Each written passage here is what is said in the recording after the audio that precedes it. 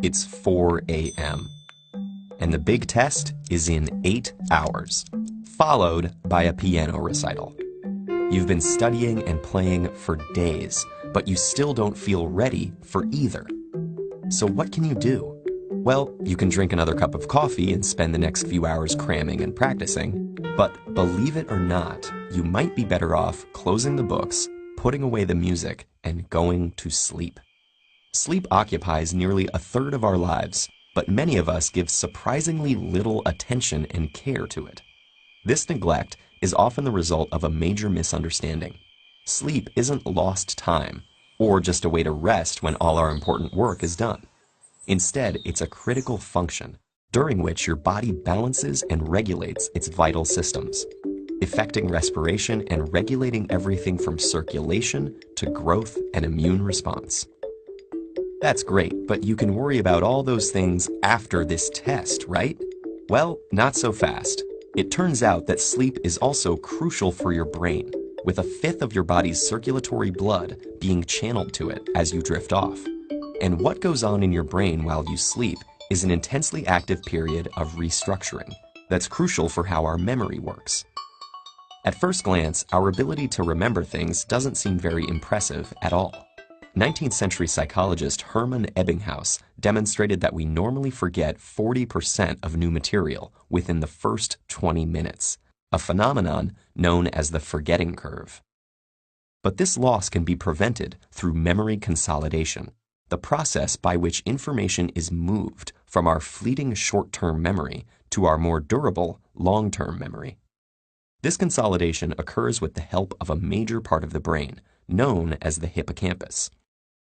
Its role in long-term memory formation was demonstrated in the 1950s by Brenda Milner in her research with a patient known as HM. After having his hippocampus removed, HM's ability to form new short-term memories was damaged, but he was able to learn physical tasks through repetition. Due to the removal of his hippocampus, HM's ability to form long-term memories was also damaged. What this case revealed, among other things, was that the hippocampus was specifically involved in the consolidation of long-term declarative memory, such as the facts and concepts you need to remember for that test, rather than procedural memory, such as the finger movements you need to master for that recital. Milner's findings, along with work by Eric Kandel in the 90s, have given us our current model of how this consolidation process works. Sensory data is initially transcribed and temporarily recorded in the neurons as short-term memory. From there, it travels to the hippocampus, which strengthens and enhances the neurons in that cortical area. Thanks to the phenomenon of neuroplasticity, new synaptic buds are formed, allowing new connections between neurons and strengthening the neural network where the information will be returned as long-term memory. So why do we remember some things and not others? Well, there are a few ways to influence the extent and effectiveness of memory retention. For example, memories that are formed in times of heightened feeling or even stress will be better recorded due to the hippocampus's link with emotion. But one of the major factors contributing to memory consolidation is, you guessed it, a good night's sleep. Sleep is composed of 4 stages, the deepest of which are known as slow-wave sleep and rapid eye movement.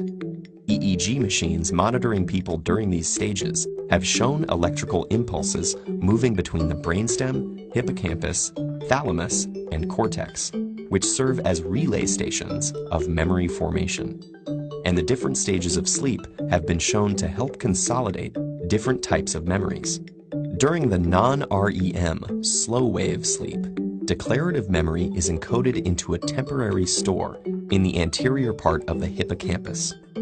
Through a continuing dialogue between the cortex and hippocampus, it is then repeatedly reactivated, driving its gradual redistribution to long-term storage in the cortex. REM sleep, on the other hand, with its similarity to waking brain activity, is associated with the consolidation of procedural memory.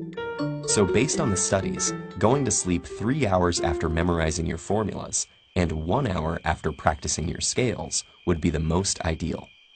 So hopefully you can see now that skimping on sleep not only harms your long-term health, but actually makes it less likely that you'll retain all that knowledge and practice from the previous night.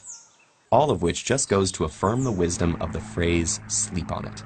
When you think about all the internal restructuring and forming of new connections that occurs while you slumber, you could even say that proper sleep will have you waking up every morning with a new and improved brain, ready to face the challenges ahead.